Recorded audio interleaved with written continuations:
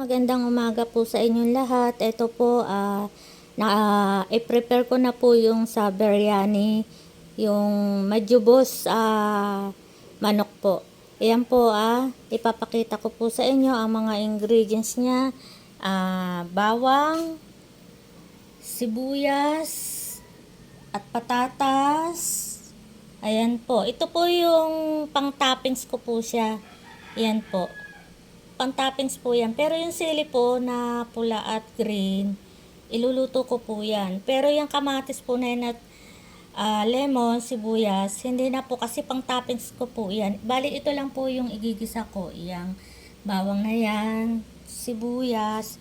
At ito, meron naman din po akong celery at kamatis. Igigisa po yan. Ito po yung mga ingredients niya na nabili ko po yan sa online, sa Shopee. Dahil po dito talaga sa atin ay wala. Kailangan po talagang i-order mo yan para magkaroon ka ng ingredients na mga powder siya para pang biryani talaga. At itong patatas na nakikita nyo, ipiprito ko po yan kasi pang toppings ko rin po yan para pagluto na po siya. At ito po yung bigas, Golden Gate rice. Hindi po pwede kasi yung rice natin dito para gawin at gawing biryani po. Hindi po siya po pwede. Kaya kailangan po talaga itong mga bigas na to ang kakailanganin natin. Ang tawag po dyan ay Golden Rice Gate India po. May iba't ibang klase naman po yan ng rice po nila.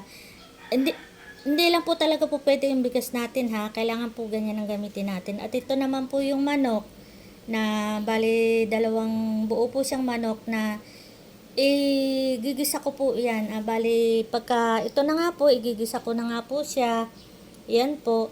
Saka ko po ilalagay yung manok. Bali pakukuluan mo po siya, palalambutin mo po siya talaga ng mainam para siya ay masarap, malinamnam po. Yan po uli ang mga ingredients. Rice, chicken, may mantika po tayo dyan. At ito po yung sibuyas. Ayan po yung mga ingredients po na online po yan. In-order ko pa po yan ng online. At ito po yung pang-toppings ko po sa pagluto na siya, itatoppings ko po yan. At ito nga po yung patatas. Ipiprito ko po yan at kasama rin pong pang-toppings. Ang tawag po dyan sa lulutuin ko na yan ay majubos. Pero po sa iba ay biryani. Sa karanasan ko po sa Qatar, ang tawag po nila niyan ay majubos manok po. Ayan po. Ayan po. Ayan po siya. At magandang umaga po sa inyong lahat. At ito po ang mga ingredients po sa biryani. At mamaya po ay ibabahagi ko rin sa inyo yung katapusan ng pagluluto. At i-ready ko rin po siya at ipakikita ko rin po sa inyo. Iyan po ay naging karanasan ko lang po yan sa Qatar na tagapagluto po. Kaya binabahagi ko lang din po. Salamat! God bless you all!